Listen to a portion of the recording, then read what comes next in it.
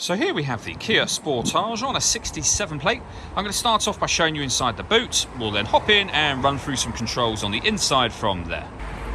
As we approach the back of the car, you'll see we have plenty of boot space along with that 60/40 split folding rear seat, should you wish to increase this space even further. And then underneath this tray section, even more space again should you need it.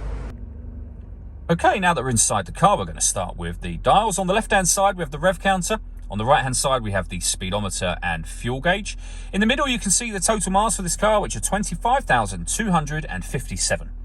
The information displayed above that can be changed using buttons on the steering wheel. You can, for example, have a digital readout for the speedometer, as well as various bits of trip computer and fuel economy information. There are other menus available too, so your kind of settings for the car and then user settings as well. If we back out to the steering wheel, the buttons I was using a moment ago are just here. We have the cruise control over that side as well. On the left-hand side, we have stereo and phone controls, including voice activation. You'll only be able to use the phone controls after such time as you pair up the phone, and that is done over on the stereo in the center just here. Hit the phone button, and then you'd hit number 2 to add new. We're going to cancel for now.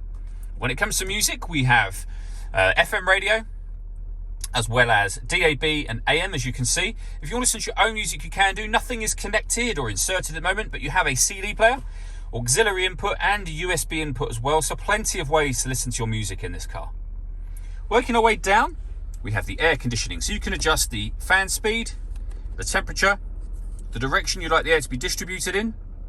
Hit this button to turn your air conditioning on. Same again, of course, to turn it off. You can recirculate the air that's in the car. That's a great way of heating it up or cooling it down quickly depending on the temperature you've set on this dial.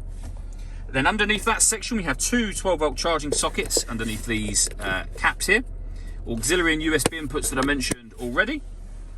A 6-speed manual gearbox. And then this button will turn on the downhill brake control. All that leaves me to say is thank you for taking the time to watch this video. If you'd like to come and see the car in person and have a test drive, please feel free to call any of our MJA sites. We'd love to hear from you soon.